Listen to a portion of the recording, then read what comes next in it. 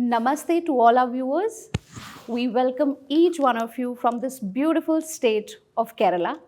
We are particularly honored to have the esteemed presence of the Honorable Governor of the state of Kerala, Shri Arif Mohammed Khan. Thank you very much. Thank you so much, sir, to grace us with your presence. And it is an absolute delight and honor to engage in discussion with you with regards to the situations and issues that the current scenario of the country. So, if I want to begin with, and so the fervor is right now in the country is around Ram Mandir. And how do you see this fervor? Because you've seen this movement. It has been for 500 years, and now it is culminating. Ram Mandir is finally becoming a reality. How do you see this? This is a very, very crucial moment for the country. And I honestly believe that it has not much to do with the religious faith. Because the temple, which was symbolic of the birth of Lord Rama in Ayodhya, might have been demolished 500 or I do not know exactly how many years back. But Ram has gone nowhere. Yes. Temple is only a symbol.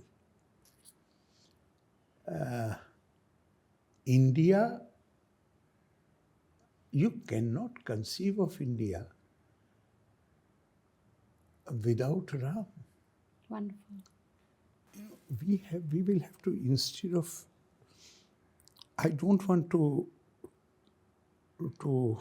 harp on emotional issues. I will try to give you very cold logic.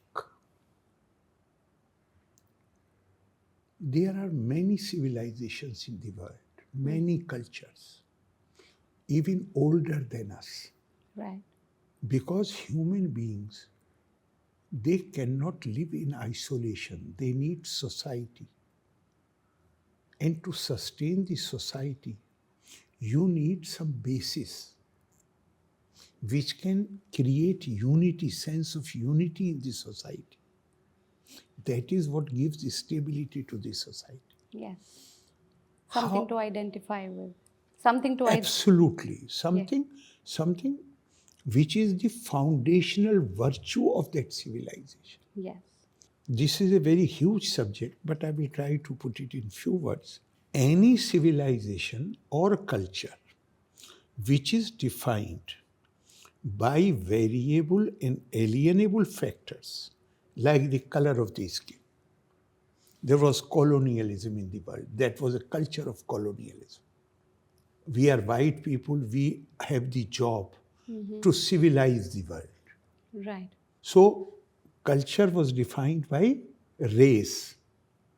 Now, people who do not belong to that race, they become others. They are excluded and they become others. I guess. And similarly, some people claimed that not just one group, many groups in the world, they claimed that their path alone can ensure salvation. My faith is superior, and that's the only My faith is superior because this is the only true path. Yes, yes. And it can ensure salvation, which means I alone am entitled to paradise. Then those who do not subscribe to that faith, Yes. or those who do not follow the same practices for the expression of their faith, they become others. Yes. And other is something which creates fear in the mind of the people. Duit yada ve bhe bhavti.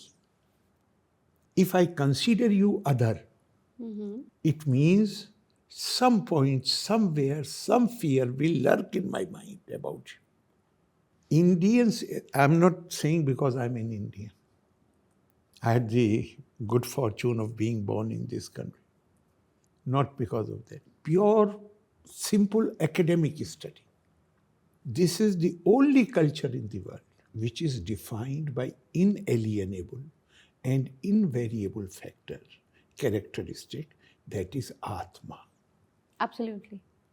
Atma, when you define your culture by Atma, you do not leave anyone outside the fold. Yes, because Everybody has the Atma. Atma. Yeah. I'll give you a simple example. There are democracies much older than us. They did not give voting rights to women. Yes. It took decades, centuries for the women to struggle and get the voting right. When we became free, we had a literacy rate of less than 17%.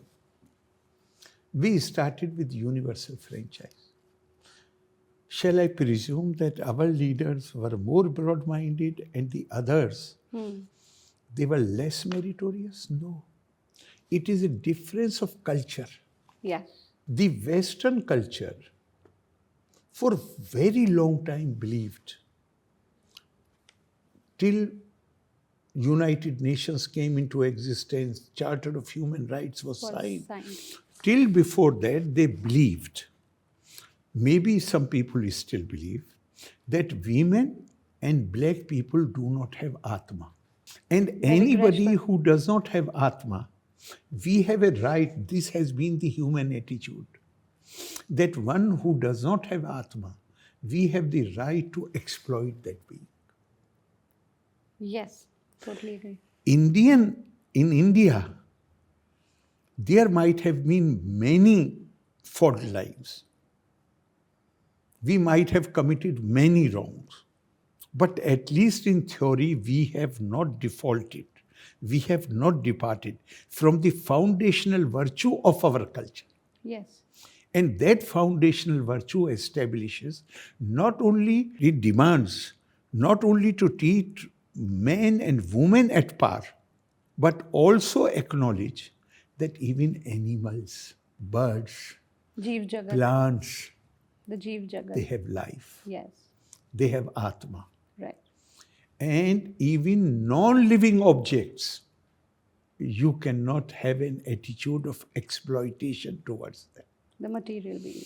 Because I'm talking of the foundational virtue. Yes, yes, I'm understanding. Because even when This culture is not one life culture. This culture is based on certain foundational virtues like karma, like punarjan.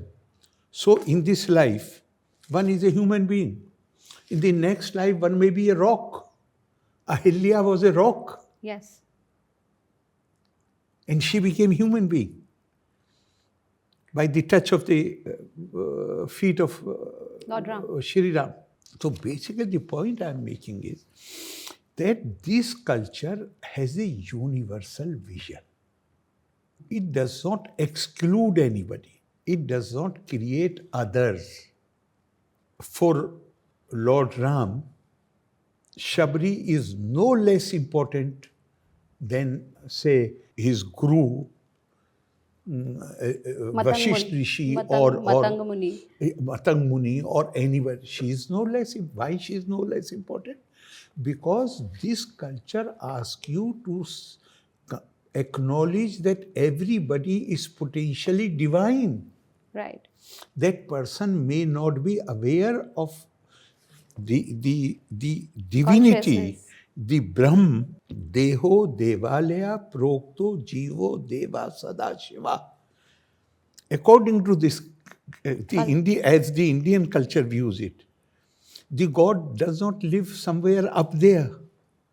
It lives in the innermost of your being. Right.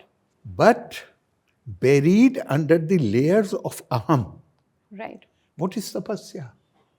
Tapasya is the austerities which you undertake to remove that aham layer by layer by layer by layer and create a new awareness, a new consciousness. Where I was a few days back, I was seeing there is a beautiful dialogue between Hanumanji and Sitaji,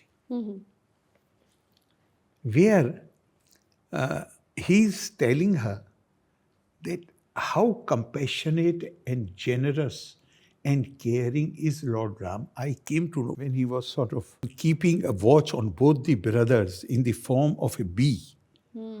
He had not even acquired the shape of he was a shape-shifting. He has this power of shape-shifting. Yes. So he was ordered by Sugriv to keep a watch on them. And he was watching them as a honeybee. Right. And then he said that he watched this encounter with Shabri. And he says that he described it. Then Mata Sita said, the question he raises that to realize the Vishnu which dwells in you, Vishnu again, as I earlier, Shiva has been used, here Vishnu word has been used, Vishnu. Then the reply she gives, first she says this, and then Hanumanji asks, and what is that? Then she says, when you develop the capacity to place yourself in the place of the other and look at the world from that person's viewpoint. Right. Toi mai channe tere ko Vishnu. Vyartham kuppesi mayas ishu. Bhav samchit sarvatra tuam. Vanchase chirade adi Vishnu tuvam. This, don't get upset with things. Whatever is happening, don't get angry. If you really want to achieve the status of Vishnu, then cultivate that Brahmbhav, that Sambhav, that Samdrishti. That alone, that is what... So once you've said that, you're talking about... So the point I'm making is that Shri Ram is symbol of all these things. Great. And it has never, when removing the temple from the scene does not mean that Ram basically dwells in the hearts of the Indians. Why he dwells in the hearts of the Indians? That everything which is sacred to Indians, yes, which is culturally of great importance to them, Ram is embodiment of all those ideals and values. Right. So this is very beautifully that you mentioned that Ram embodies the values. Values. And absolutely he dwells in the Brahma Tattva within everyone. Everyone. And so when we talk about... Loke nahi savidyet yona Ram manuvirta. There is not a being in the universe who does not have that Ram Tattva in him, who does not follow. That person may not be aware. Yeah, so that's absolutely, you've spoken about awareness, and we do talk about that, like other intangible cultural heritage, even any monument or the structure, architecture is also a method. It's also the vehicle of cultural values getting transferred from generation to generation. And we've spoken about this consciousness and Chetna, and you said Ram is the conscious and Chetna of India. And when you see this Ram temple, that it has been one section of Indians was denied that they believed it was their rightful. It's a right to have the Ram temple, and it had you yourself has witnessed as a politician also the whole struggle of Ram Mandir. Now finally, when you see that Ram Pran Pratishtha will be done and the Mandir is finally becoming a reality, do you feel that the way it has been made a point of contention? I will give you an example. My point is, so the way it has been made contentious, is it a point of contention? I will come to that only. I will give you an example before coming to the question which you have raised. 1985, Supreme Court had given a judgment in the case of Shah Banu. Yes. Under CRPC, which is not part of the personal laws, under a provision whose heading was prevention of vagrancy and destitution. If somebody is not in a position to keep, this was particularly about women, but men also, in the case of parents, father, that provision also applied, but mainly women. If the person not in a position to have resources to keep her body and soul together, then state should intervene. State suffered from constraint of resources. Therefore, they tried to find alternative sources. And then this provision came into existence. The then government, through a parliamentary legislation in 1986, reversed the judgment of the Supreme Court. Who was deprived and who suffered as a result of that judgment of the government? It were Muslim women. Muslim women. Then why rest of the country was so agitated? Yes. I ask you the question. It did not affect anybody else. The only person who was affected was Muslim women. Then why the whole country was so agitated? And why everybody, every political analysis says that that was the game changer time. And after that, politics was never the same. I have been saying this since 1986, that the manner in which a section of the Muslim clergy had behaved, holding out threats, speaking violent language, threatening to break the legs of those who differ with them, that created an impression on the whole country that government has succumbed to the pressure. Suppose government had taken the stand, that a section of the population, they are feeling concerned about their faith. India being a land of faith, spirituality, we consider it our duty to address the concern of even an individual, what to say of community. The reaction would have been different. But government succumbed to the pressure Of the clergy. of those who are using violent language and who are threatening to tear the system apart. The whole country reacted. Similarly, Ayodhya, it is not question of temple. There are so many temples in the whole country. Yes. The question was that in medieval times, when the alien people who were not, first, you can say to me that just now you were saying that Indian culture does not create others. Yes. Then why you are using the word alien? Alien, not that because we consider them other, but they were not familiar with our culture, with our ethos, with our ideals, with our values. They did not know anything about it. And the methodology of those times was that if you are an outsider, if you are an invader, and you want to rule over other people, then the first target will be the centers of your faith. Yes. Why they will be the target? They will be target to give a message to the local population that those whom you worship, they cannot protect themselves. How they will protect you? Right. So the moral had to be, the purpose was to demoralize them. Yes. Purpose was to break any possibility of any resistance.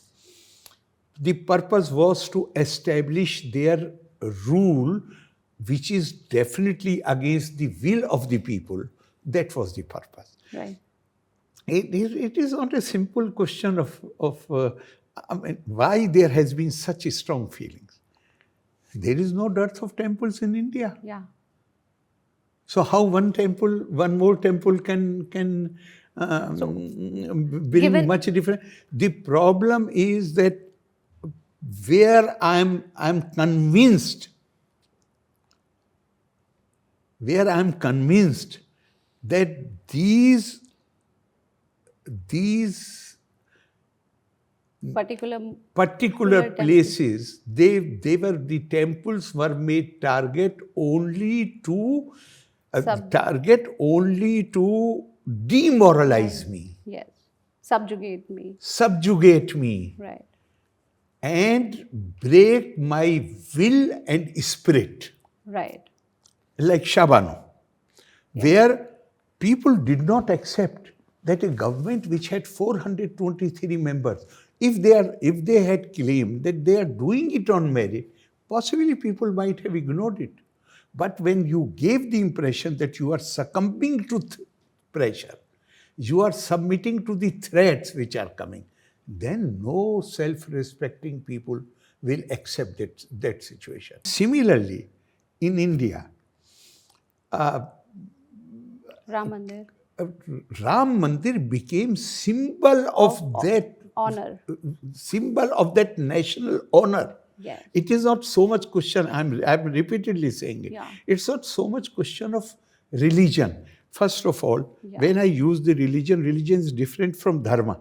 Absolutely. Dharma means something else. Yes. Religion means panth. Panth. There are people. Offerings.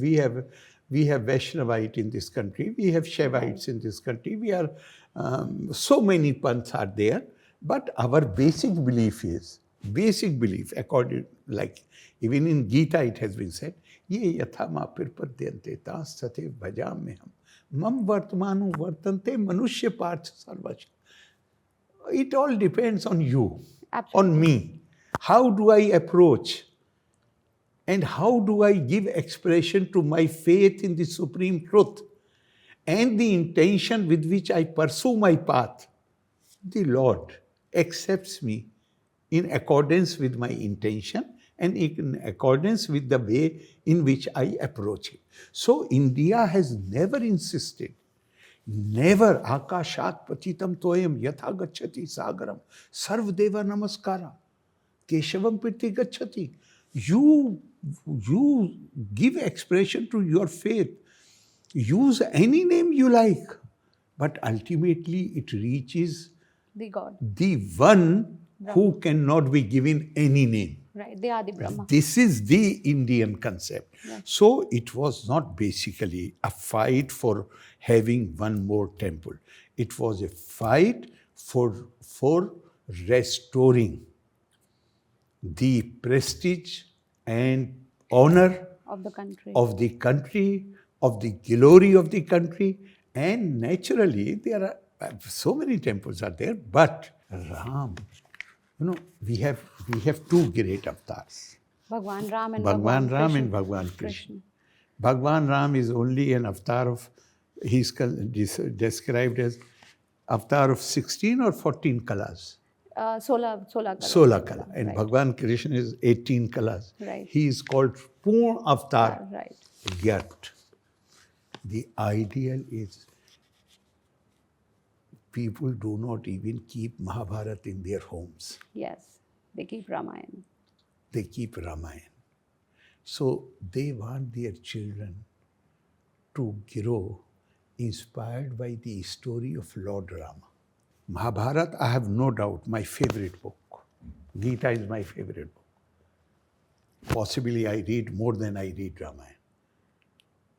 My favorite book. But when I look at this scenario, I realize parents want their children to be inspired more by Lord Rama. When a person dies, then we do not take name of both the avatars. We do not take the name of the Purna avatar.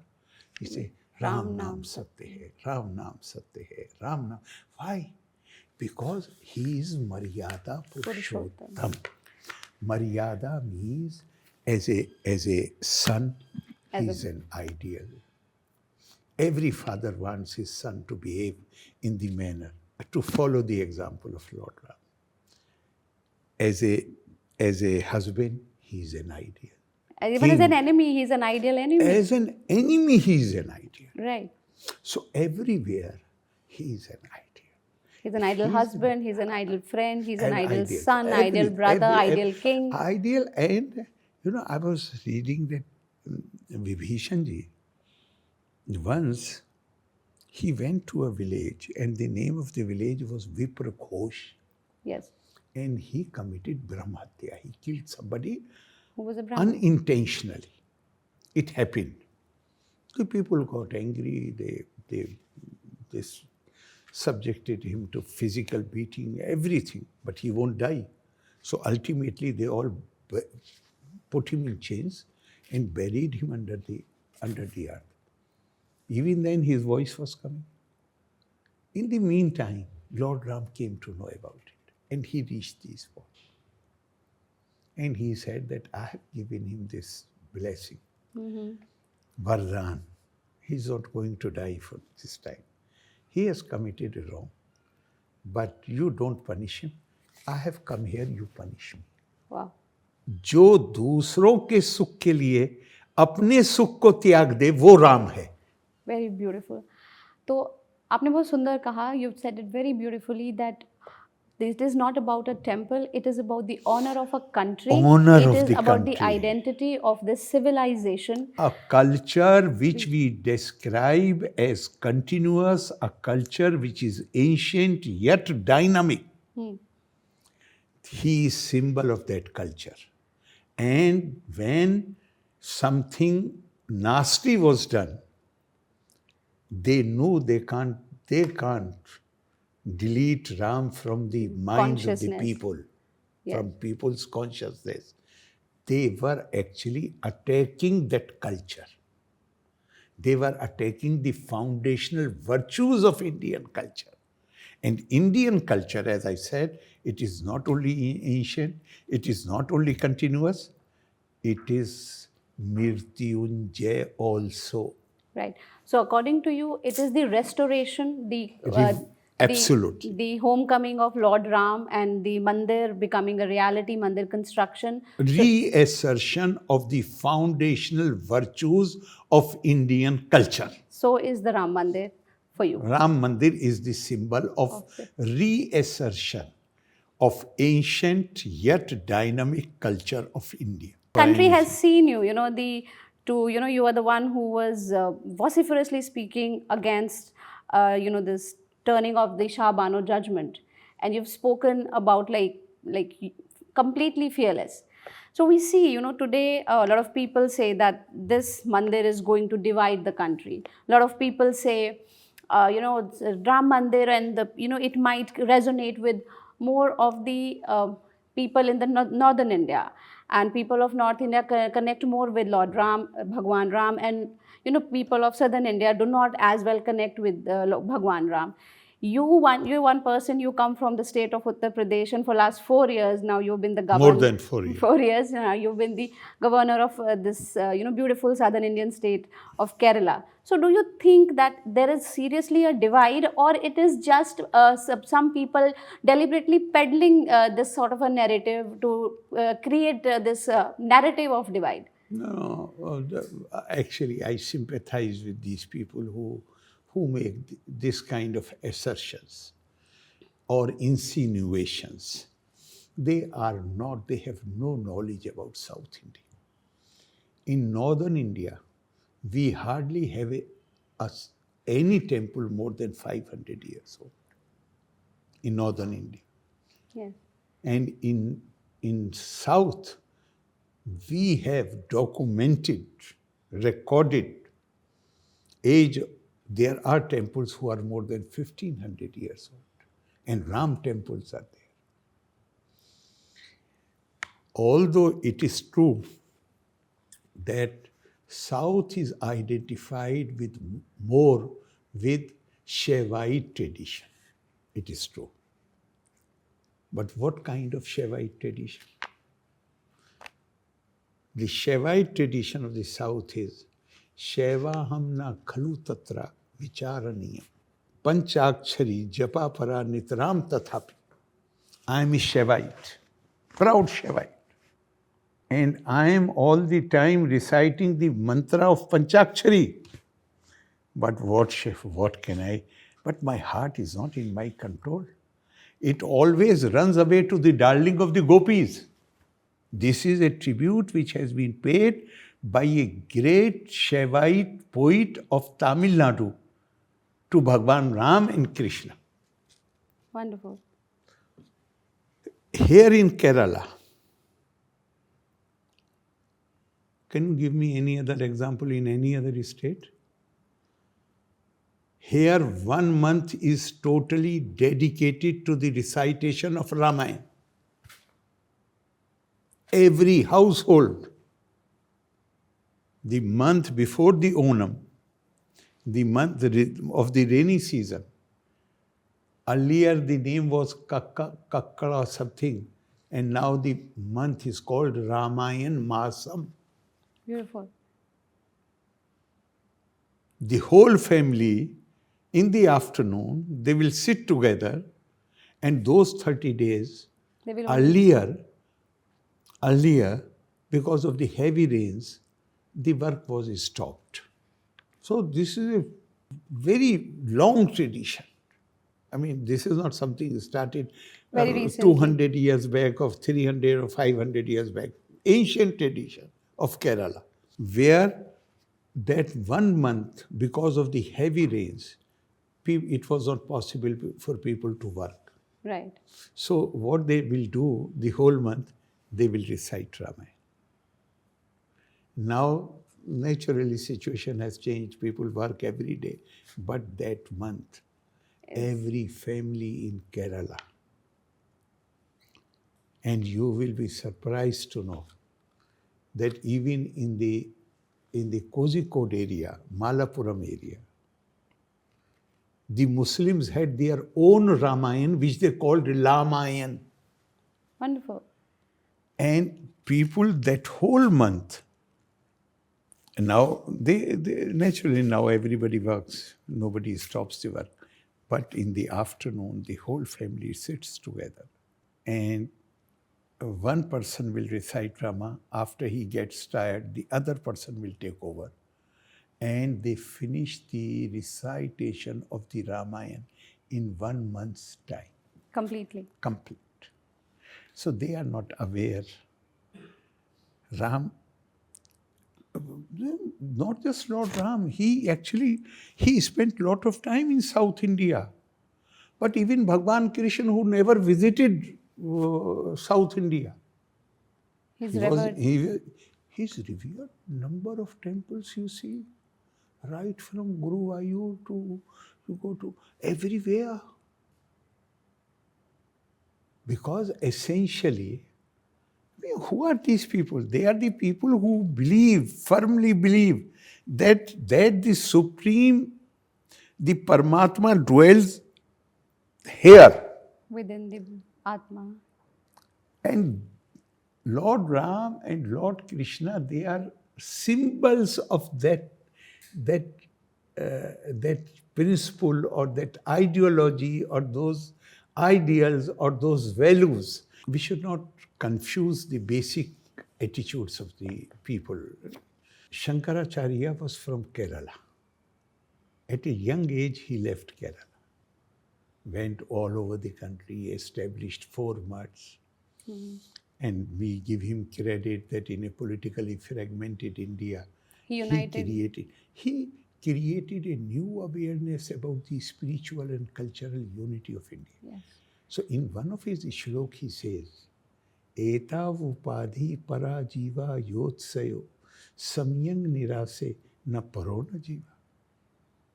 Rajyam narendra se bhatase khetka istayor pohe na bhato na raja.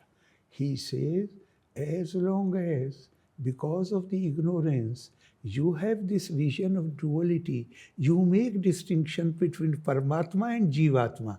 The day you develop that Brahm Bhav, the day you develop that some drishti, some bhav, the difference between the Paramatma and Jivatma simply disappears. And then he gives the example of a ruler and the watchman at his gate. He says it's all question of upadhi and uniform. Once you remove the upadhi, you remove the uniform, make the ruler and the watchman stand at the same place, there is no difference between the two. So the whole thing is, this culture is about tapa swadhyaya niritam, ever devoted to the pursuit of knowledge of the self. Knowledge of the self is Brahm Vidya. The effort you make to acquire that knowledge, that is Yoga Shastra. And when you have that personal encounter with the divinity, which Gita calls Brahma Samisparsha, Enlightenment. that is Krishna Arjun Samvad. Great. So, you wonderfully explained that, and this is very amazing. You mentioned that Muslims of Kerala have their own Ramayana. Muslims of Mewat, close to Delhi. Yes. And there is a There is a chapter in that Ramayana, Mevati Ramayana. Right. There is a chapter which is called Lanka Par Chahai. That used to be one of the most popular episode. And they were invited by people, various places, to sing And that recite and- particular chapter, Lanka Par Chahai, because it appealed to the martial spirit of the people. And Punjab and Haryana, right. you have lot many people who used to be recruited in the army, are still recruited. So this was one of the most popular chapter of the Mevati Muslim Ramayana. So, you wonderfully explain that, so this whole narrative is a deliberate gimmick that people say that, the Ram belongs to North India and they not to South India. So when you wonder, and, and if you say that, there's a common heritage, a common civilizational background, we have the common origins. The Hindus and Muslims of India have common origins. We are from the same land, we are from the same blood. So how do you see that this building of Ram temple should be celebrated alike, going beyond the religious boundaries, or it should only be attributed to Religion in India is not, religion is a purely personal matter. The basic thing is, religion plays a great role in building your character if you take your religion very seriously. But you are born into a culture. How do you perceive I would like to know that how would you perceive, in your opinion, how should Hindus and Muslims alike should respond to this homecoming of Lord Ram? Actually, it is not Lord Ram's homecoming. I do not agree with that. It is reassertion of the ideals and values of Indian culture which were targeted by the alien rulers. Ram has always lived with every Indian. Absolutely. Even when the temple was not there, Ram dwelled. Ram controls the manas of India. Very well. So how do you want us to alikely respond to this? We should, where our failing is that we have not been able to educate people about making a distinction between your personal faith and the culture in which you are born. Indonesia is more than 98% Muslim country. Yes. Have you ever been to the capital town of the Indonesia? Not me. But I know I that they have been- their own Ramayana. Not only they have their own Ramayana. Even in Delhi Shri Ram Center of Art, every year we used to receive troops from Indonesia to stage Ramayana. Right. Shri Ram. And I have been there several times. And once I was there during the time of Ram Leela. You just drive in the city. Every street you will see. Almost every street.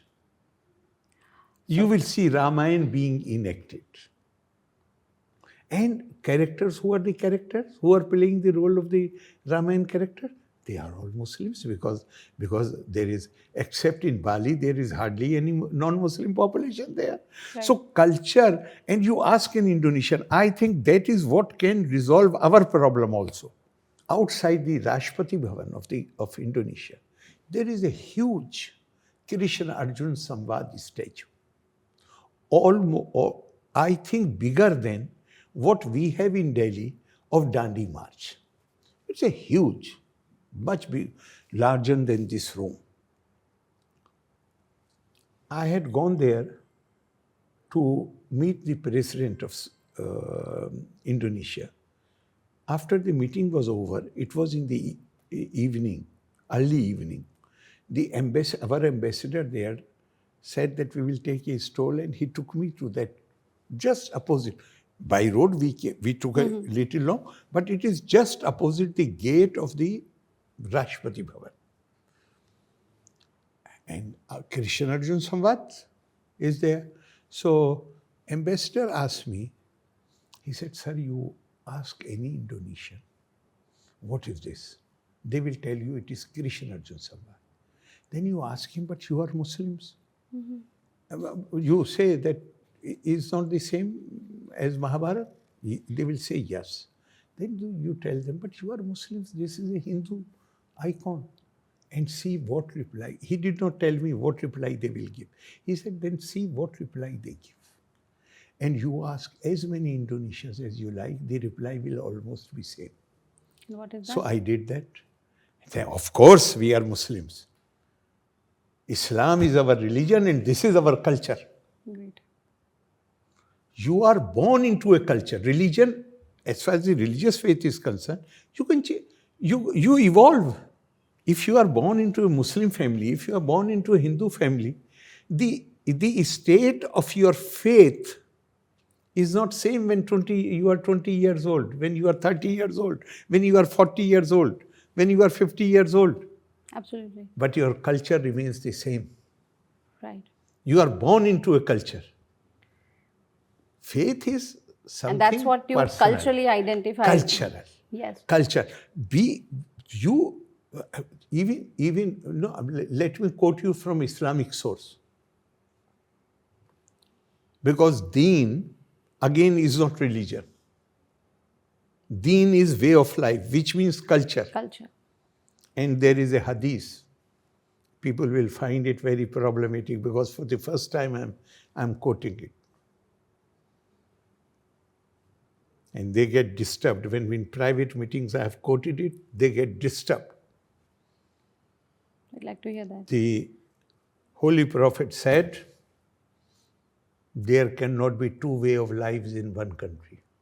So we are born, everybody, whether it's Hindu and whether it's a Muslim. We are born into a culture. Into the same culture. We are born into a culture. Culture is the way of life. And there cannot be two. And how you want to relate to if you believe, as far as India is concerned, it has a space even for those who do not believe, who rubbish everything which others hold sacred. Yeah, absolutely. It has a space even for them.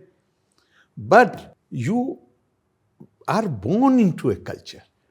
And culture has more to do with the geography in which you are living, not with the ideology in which you believe.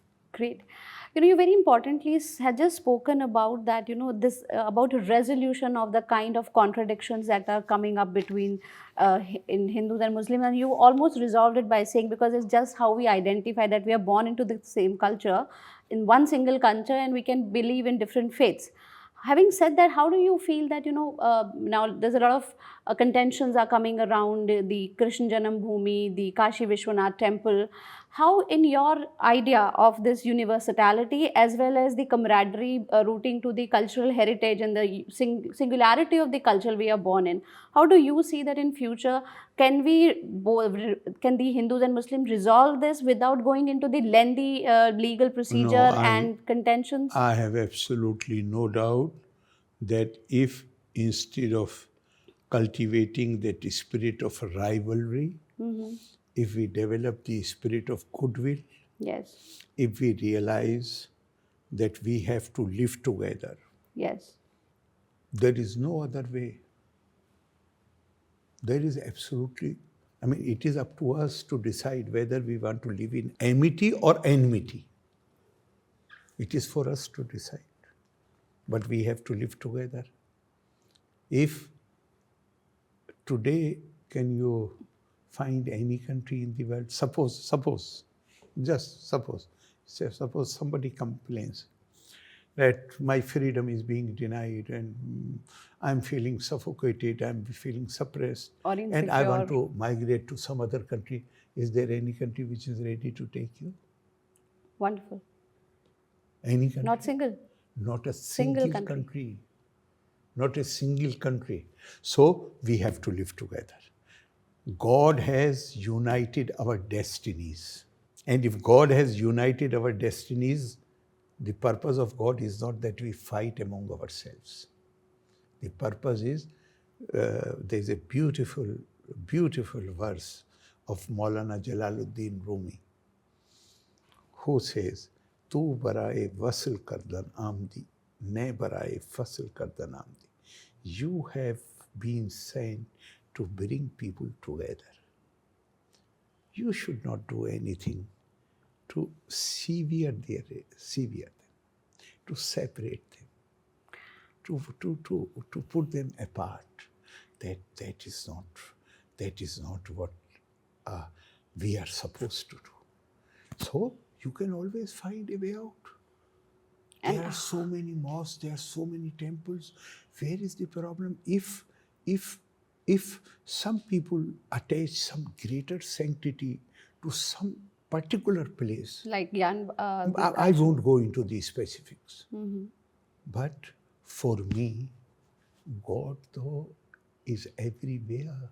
Great. If some people attach spatial sanctity to some place, can I not be accommodative? Absolutely. That's all. So That's we have to brotherhood. decide whether we want to live in amity or we want to live in enmity. Great. And it takes me to this idea, because you very beautifully said that our destinies have been conjoined by God Himself, and it is up to us. And a lot of people had this, I don't want to make it political, but just a little reference to it, that in the current leadership we see people were doubting that the current dispensation may create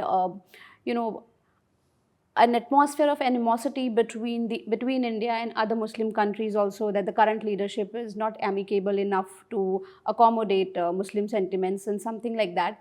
But we see that on February of 18th coming, we will be, Swami Narayan Temple will be opening in Abu Dhabi, and our Prime Minister Shri Narendra Modi will be inaugurating it.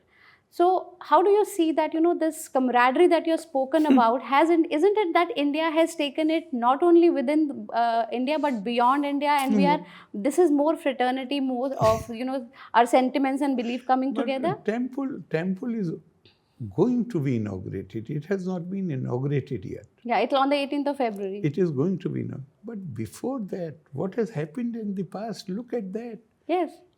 Most of these Muslim countries, they have conferred their highest honor on Prime Minister Shri Narendra Modi. Why they will confer their highest honor on Prime Minister Narendra Modi if he is viewed as hostile to some sections of the population? Why they will confer the highest honor? And these honors have not been conferred on all the Prime Ministers of India. Keep it in mind. They have, almost every country has conferred the highest honor on him. Temple, as far as inauguration of the temple is concerned, now situation is changing. That exclusive attitude which insisted that this is the only way to salvation, now it is being tempered by the other provisions of the Quran, where Quran says that for you, your belief, and for me, my belief. You have every right to feel that whatever you believe in is the best. But the same book tells you that you have no right to impose your belief on me. So your belief is the best for you. And my belief is and best. my belief is best for me. So this new realization which is coming. Now, I have already told you, all cultures, all civilizations were defined either by race or by religion. Yet in 1948, all countries got together and they signed United Nations Declaration of Human Rights, where they recognized that all humans are equal, which was much against the foundational principle of their cultures. Their own cultures, yeah. Indian culture was the only culture which had this universalistic vision, that all human beings, this culture, the greatest contribution of Indian culture is that it has divinized the humanity and humanized the divinity. Wonderful. You mentioned just now that, it's not only the temple, but a lot of Muslim countries have, showered various honors on Prime Minister. Highest honors on Prime Minister Narendra Modi. And why do you see, you said, it has not been conferred or any other the previous heads of the state? Not all, and not by all these countries. Right. Say, one country gave some honor to one prime minister, other country gave to some other. But now the situation is such that almost every Muslim country, they have conferred their highest honor on our Prime Minister Shri Narendra Modi. What in your views has changed? Why this sudden rise of India's soft power?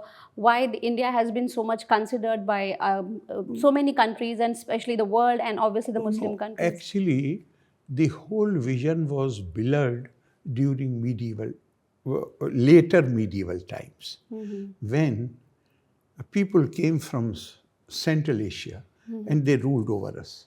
As far as the ancient Arabs are concerned, this is very important. As far as the ancient Arabs are concerned, you read the history books of the Arab historians. The first Arab historian is Tabri. That is around 11th century, 10th, 11th century. Then comes Ibn Kasir, Ibn Asir, Ibn Khaldun, Ibn Rushd. Every Arab historian in the first, and everyone has written this world history in 8 volumes, 9 volumes. Somebody has written in 10 volumes. Somebody has written in 11 volumes. And the first chapter of the first volume is mostly devoted to India.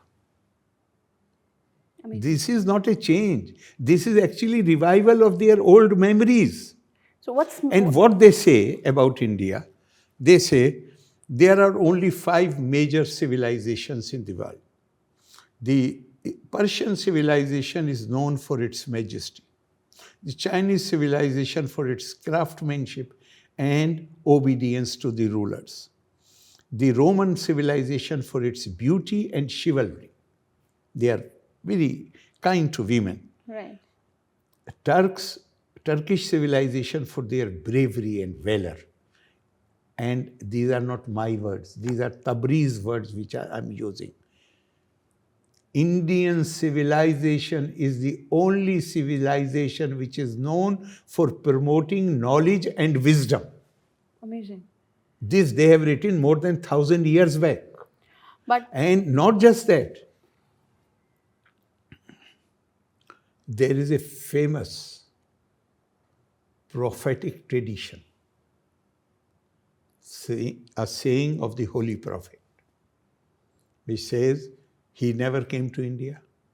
He's sitting in the mosque of Medina, and there he says, I'm feeling the cool breeze of knowledge coming from land of India. Ajidu rihal ilmi min biladil Hind. So what has caused the revival of this?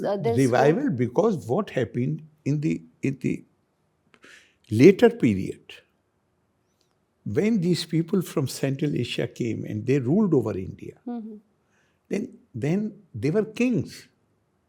They were not a religious establishment. They were purely political establishment. So first thing, in order to give stability their rule, what they will do?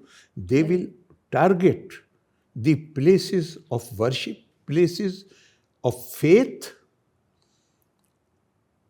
to demoralize the local people. And secondly, because we are the rulers, therefore we are superior, even in matters of culture, even in various other matters, worldly matters, religious matters, and God has given us victory over you, therefore you are our inferior. Your subjects. That clouded our minds. These things which came much later. The original Arab thing I have told you. Right. They revered Indians. Right. Highly respected India for its tradition of promotion of knowledge and wisdom. Right. So what are the recent developments that have actually declouded that reverence and suddenly this new awakening and new consciousness that, okay, yes, Before I reply to your question, let me also tell you that you need certain books for the growing of children, to teach them morals, right, to teach them manners, to teach them wisdom. If you go to internet, you will find that in Arab literature, which means so many countries who speak Arabic language, Kalila Wuddimna is the number one top seller as book of adab. Adab means The Adab means, generally here we translate as literature. In Arabic, it is not just literature. Adab means something which teaches you wisdom, something which teaches you manners, etiquettes, how to live a civilized life. the Sabhyachar, Sabhyachar. as we call in Char. Hindi, yes. So, which book? Kalila Vodimna. Right. What is Kalila Vodimna? It is translation of the Panchtantri stories.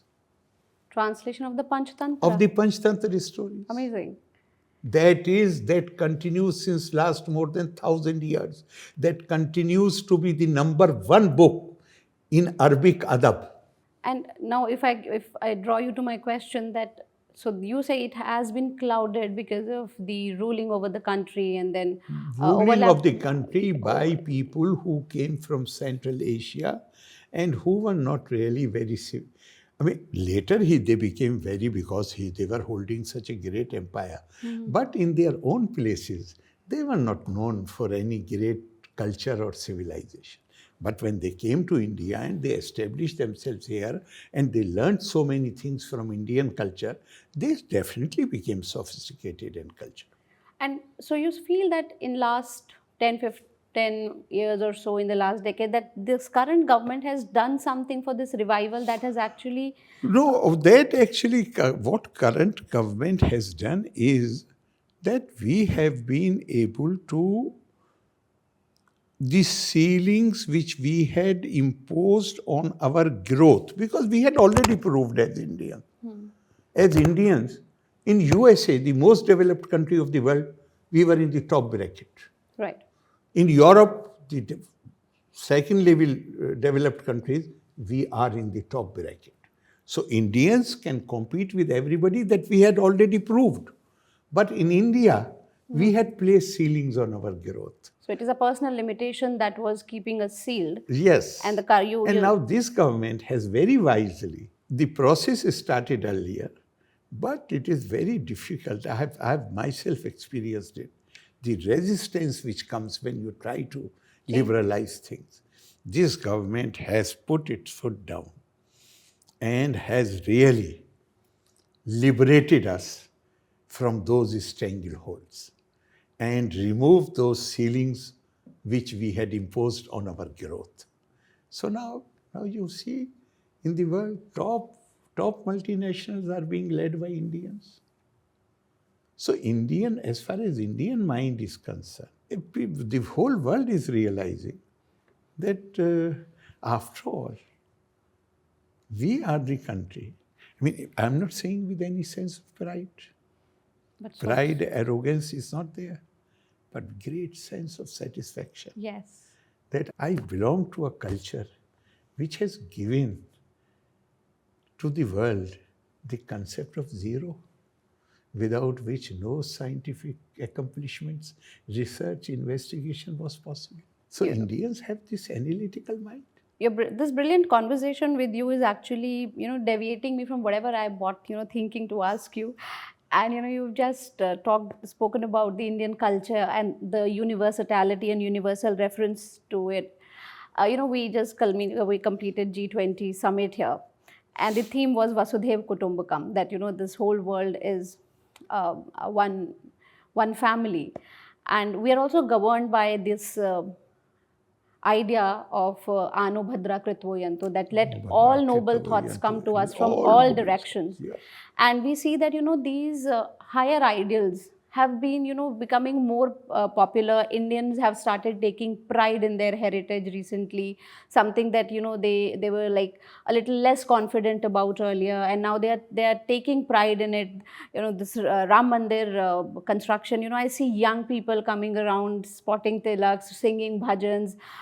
There's a whole scenario there, and it is. So how do you see that, even when we do these international summits, the Indian idea of universality, the Indian idea of wisdom, it is not about, India did not only give wisdom, it had this, Ano Bhadra Kritvoyanto, that we take the wisdom from every direction, let the best ideas come to us from all directions. And I'm seeing that our Prime Minister Narendra Modi, he's been a champion in it, that whatever Indian it is, he takes it, he wears it on his sleeves, and he takes it to the globe. Your ideas on it, and how is it impacting the growth It of India? only, in my opinion, it only shows that the reason we lagged behind for many centuries, it was our own doing. I myself used to ask this question. I asked myself, if we were a knowledge civilization, why history has been so cruel to us? Wonderful insight. Because knowledge means power.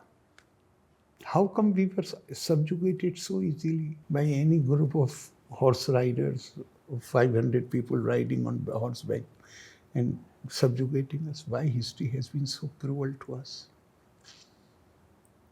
And I have almost, after high school, question started bothering. And many of my teachers, because I was a student of sociology. No wonder you're such a celebrated speaker. I was a student of political science, so many teachers I shared my concern with, and I never got a satisfactory answer. Mm-hmm. The satisfactory answer I got was from the speeches of Swami Vivekananda and more from the writings of Swami Rangnath Nanda, who was head of the Ramakrishna Mission founded by Swami Vivekananda. In his famous work, Eternal Values for a Changing Society, Volume 4, which is on democracy, he has written in detail. Swami Vivekananda in his speeches has said almost the same thing, but he has written in detail. He says that we, right from day one, right from the start of our civilizational journey, we were worshippers of Ma Saraswati. But a stage came from where our decline started was when we ceased to be loyal to this ideal. We kept paying lip service to Ma Saraswati, but we became villains of Saraswati. And he quotes a line from Srimad Bhagavad. Saraswati Gyan Khalv Yatha Sati. A scholar, learned person, man, woman, who imprisons knowledge within himself, herself, and does not share it with others, then that learned person is not, to the extent that he is pursuing knowledge, acquiring knowledge, he is true to the idea. But where he stops sharing it with others, he becomes villain of Ma Saraswati. And he says that at a stage came when we not only stopped sharing knowledge, we denied access to knowledge to large number of our people. And that is the time when our society became vulnerable. Started declining as a culture. It started declining. As a culture. So the power of Indian culture is such. For the first time, we had major exposure, international exposure to the Indian culture. And everybody went gaga over it. You're talking about G20. G20. Everybody went gaga over it. What it shows? It shows that it is we who are responsible. To take pride and the world will follow. We just need to showcase our culture, and world is thirst. Today morning you start with reading with newspapers.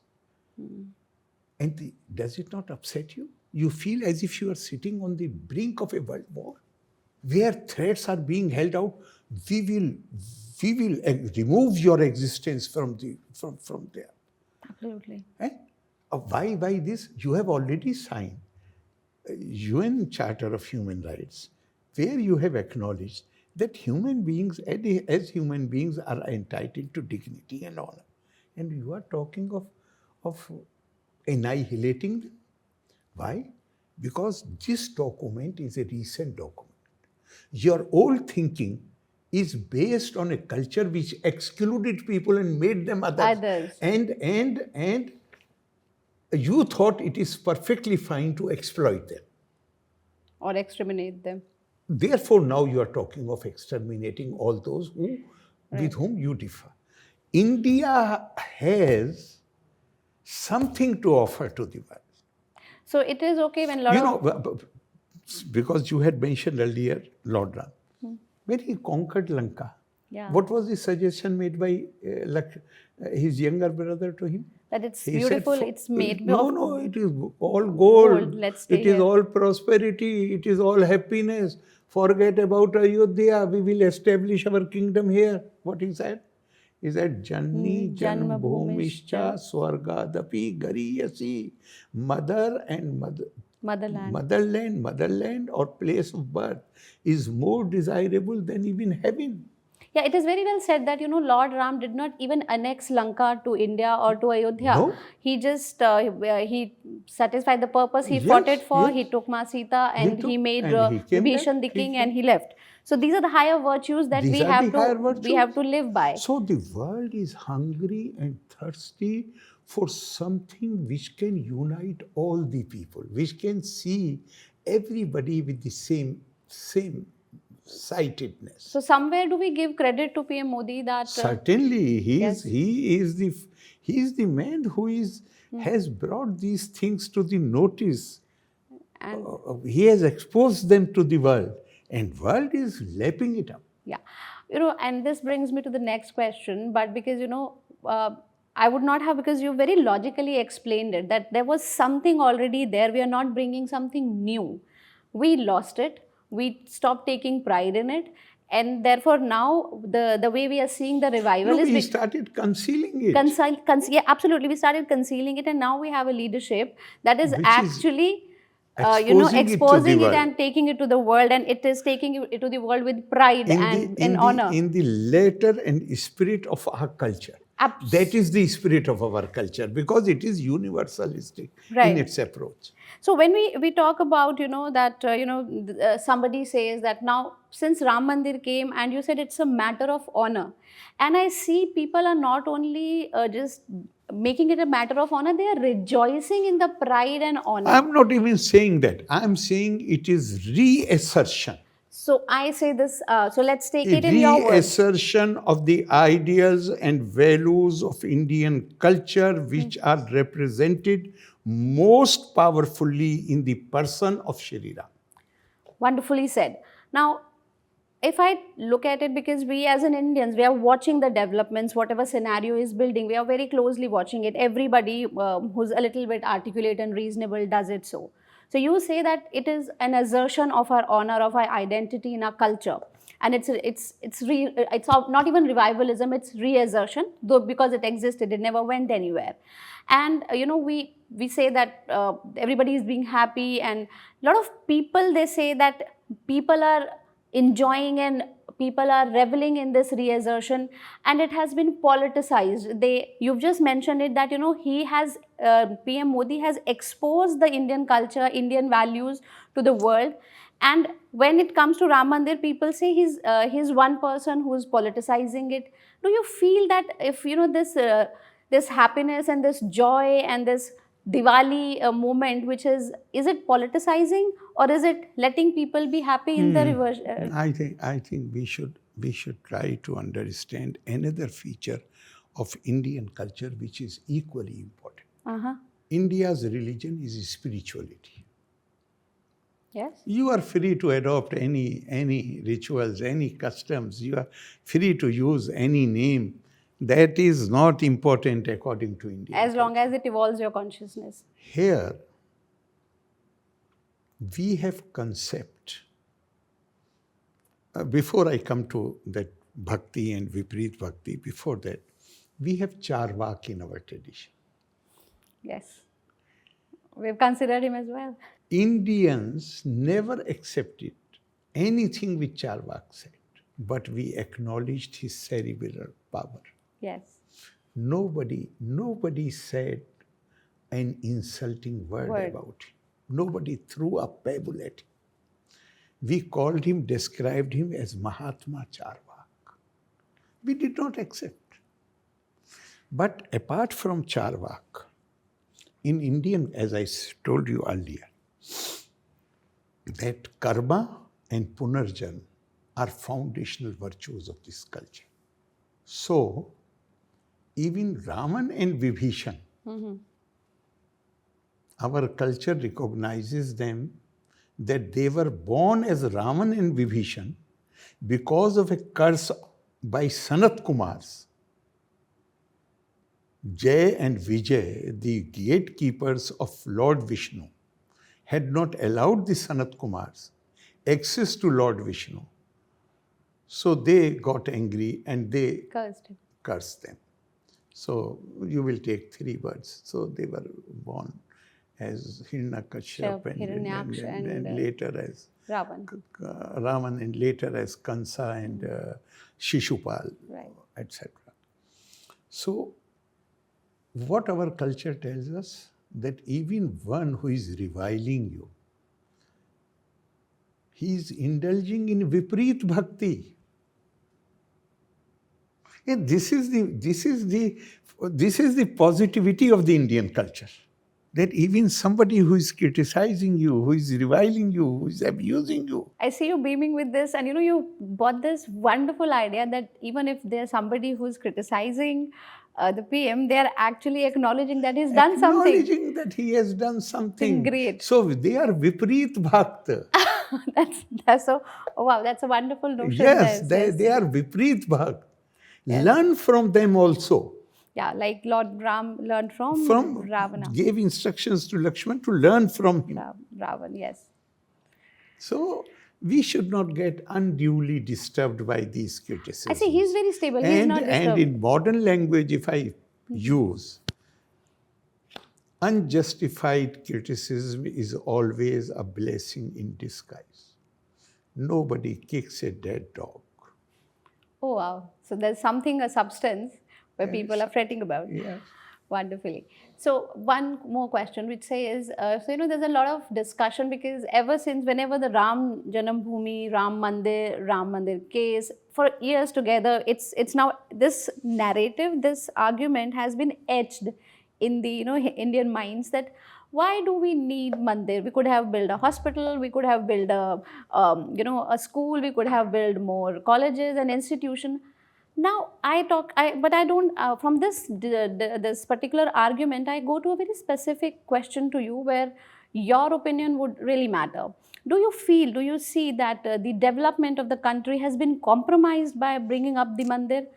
Or do you see this a valid argument? Is there any development that has been compromised in the last 10 years? A self-confident and people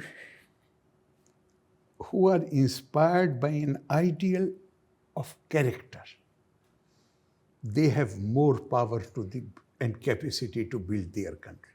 This temple, I have already told you, people may differ with me, that for me, it is a symbol of reassertion of our cultural ideals and values, which were targeted by those who were not alien to this. Those who had invaded us, right, and who were not familiar with our culture. So they did it to denude us of our self-confidence, our identity, our pride in our own things. A people who are self-confident, a people who are, please mind my words, who are inspired by an ideal of character, they have greater ability to build their society. And you feel it has been built? We are on that path. The whole world is today recognizing. And you can't compare oranges and mangoes. This is not fair criticism. Temple has its own place, hospital has its own place, the industrial units have their own place. But all these things which are absolutely necessary for improving the lives of our people, they can be done more effectively by a people who have the self-confidence, who are inspired by an ideal of character. And this temple in Ayodhya will fulfill that need. Wonderfully said. So, when you talk about that, everything has its own place. And we've seen, that there is a drastic growth, whether in number of the colleges, whether in number of hospitals. We have more AIMS, we have more IITs, we have more IIMs, Airports, we have airports, and even railway stations, railway our links. infrastructure, our road network, everything is like, if we compare to the work done in last 10 years, it somewhere equates to what happened, work put together in the last 60 years. And I will also talk about, like you said, like improvement of people's life. So we see that, the current dispensation, Modi government, so there is a lot of effort on, this. You talk about Startup India, you talk about Stand Up India, you talk about One District, One Product, you talk about Aspirational Districts program. Even these are the programs that I'm talking is for the last person who's at the most remotest of the, in any state or any area or any region. And we see there's a lot of development. Entrepreneurs are like booming and breaming from every corner of the country. In state of Kerala, what kind of impact of these initiatives have you witnessed in your illustrious In tenure? Kerala, you cannot analyze any situation without the historical context.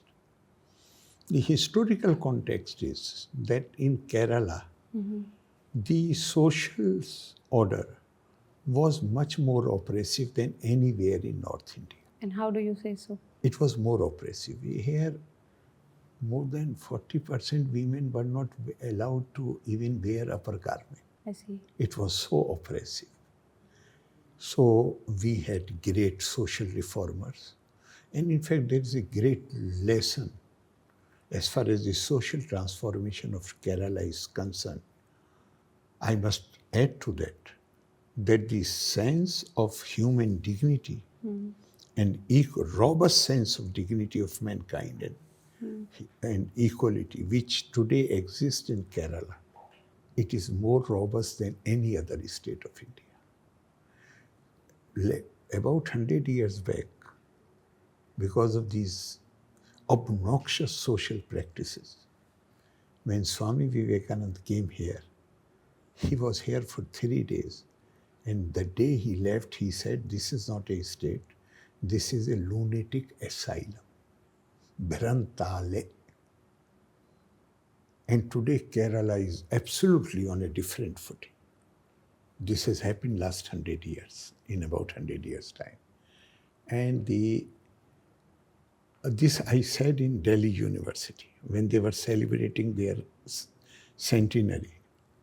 They had asked me to come and address the valedictory session. I was there. I said, please do not have this feeling that India is Delhi only. Please go outside, study Kerala. Kerala, the movement of social transformation, the leader of the movement, Shri Narayan Guru, he did not use any foreign idea. He totally relied on Advaitvad. And he said, Aham Brahmasmi Tattvamasi, same divinity dwells in me, same in you. Dwells in you. How can you discriminate against me? And nobody could counter it. And then there was a Christian saint, Saint Chavra, who devoted his life for the education of the almost contemporary, for the education of the girl child. And it was a Herculean task at that time. He was the first to introduce midday meals, because he knew that the children come from Poor background. very poor families. Particularly, he worked for the girl education, not so much for the boys. And in Malayalam language, the word for the school is Pallikodam. This word was coined because of him. Because Palli is church. And he issued an edict saying that you cannot build a church without a school attached to it. So it became Pallikodam. So these people, two things. One, social transformation has people have worked for social transformation in many parts of the country. But wherever the foreign ideas were used for bringing changes, lot of tension was created. In Kerala, pure Indian ideas were used for the social transformation, and no tension was created. Right. These so-called upper caste people became disciples of Shri Narayan Guru in his own lifetime. But this is wonderful to get an insight into the history and how the social reforms have taken place in Kerala. So I'm coming to that only. That as a result of these movements, Swami Chattakal, Swami Ayyankali, as a result of these movements, and every one of them not only used Indian ideas of dignity of mankind and equality, but everybody equally emphasized the role of education. So today Kerala is the only state in India which is 100% literate. But because of the old oppressive social system, politically speaking, some foreign ideologies, they found a favorable soil here. And human beings, they become prisoners of their habits. Maybe at some stage, 100 years back or 60, 70 years back, those ideas became very powerful and appealed to the people. Today the situation has changed, but a large number of the people, they become used to their habits. So, it is not criticism of anybody, but the unions, which I think at the time when they were created, they were essential. But those unions today, if you ask people to invest money in Kerala, they talk about the union culture and they say that very difficult for us to manage. So, but I feel that the government is also taking cognizance of this new situation, and they are also talking of changing the laws. And Kerala, being fully literate state, is in a much better position to take advantage of the changes which are taking place all over the country. Yes. But the fault line in Kerala is that the bright people, and Kerala is very rich in human resource. Yes, it is. Very rich. But the bright people, they start leaving Kerala soon after 10+2. And most of the people who are working people at every level, right from high executive jobs to supervisory jobs, the casual labor is more expensive in Trivandrum than in Delhi or in Mumbai. Why? Because there are no people around. They all go to foreign countries. And Kerala has become a brand name. If you withdraw the medical personnel, particularly nurses and doctors, Yes. then the health system all over the world will start collapsing, not just in India. I agree. And the world knows that. All over the world. So, people who can really be the leaders in guiding people to take advantage of the new environment in India and the changes which are taking place, they are not here. That is our problem. Right. They are in various states of India. They are in various countries of the world. And their contribution is great. Yeah, it is for... Their contribution is great. I'm not against their going away. Why? Because you have already quoted Anu Bhadra Kirtavo Yantu Vishvata. We should not only accept things from anywhere, we should also be ready to expose ourselves to.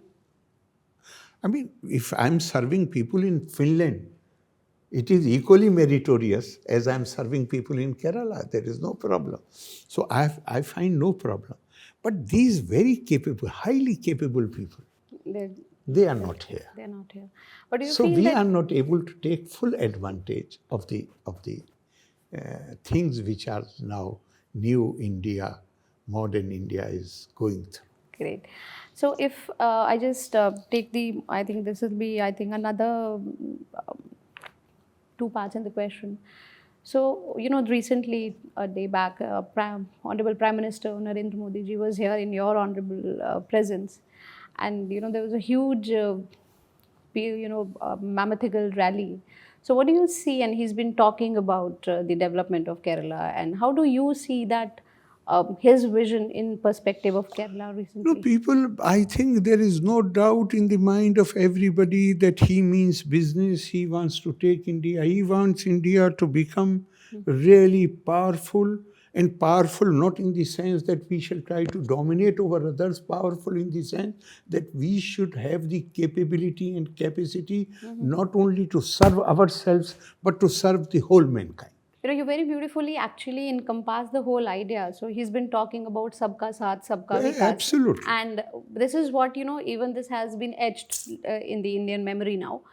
But a lot of I see, obviously you say the Viprit Bhakti, but just another question to the with regards to the Viprit Bhaktas, that when we say, that, this, like, we've seen in the previous elections of the three states that just, finished and the BJP governments have been formed.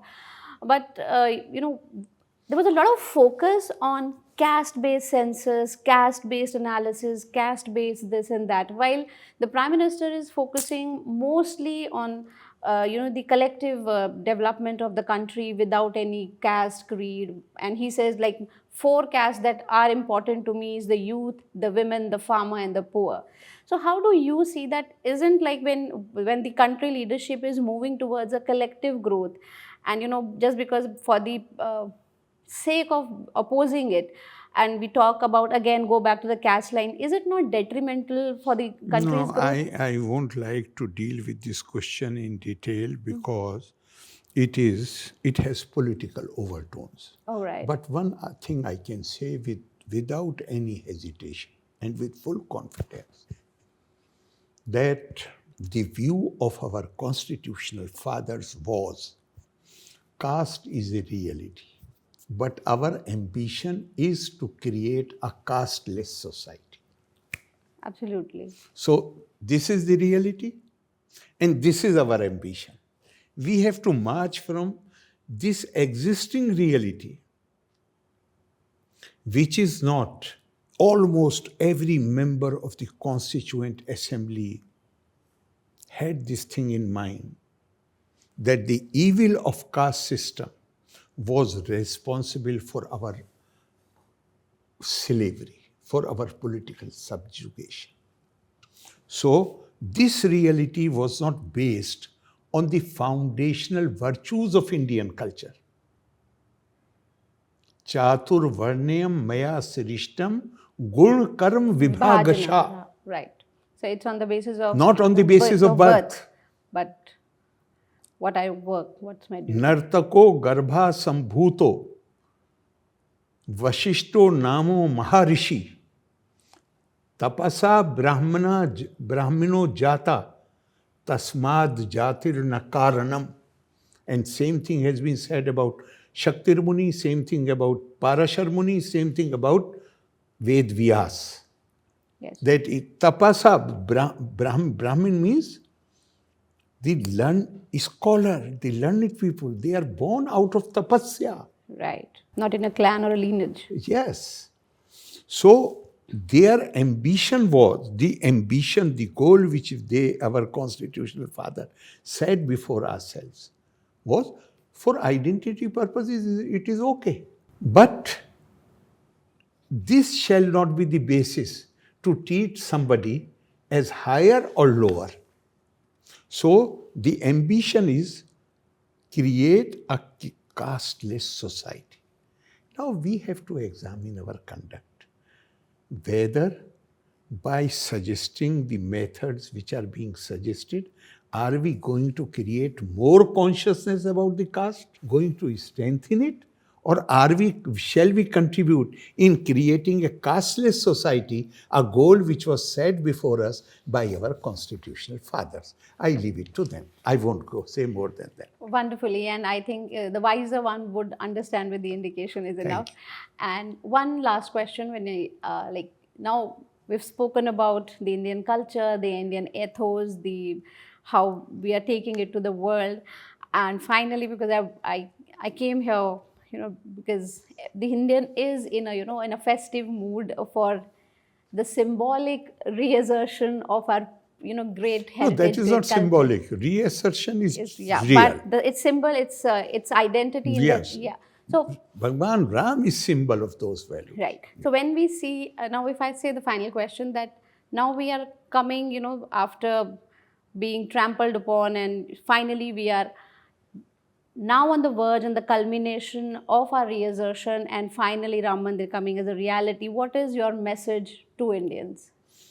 The only thing is that we must try to understand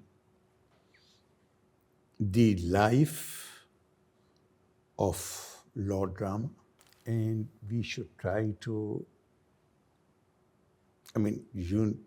this is not an easy task, first let me tell you. But in one sense it is very easy. Because if the parents want even their small children to be inspired from that personality, then we can also try to understand and internalize the message. And basically, to hold Bhagwan Ram in reference is to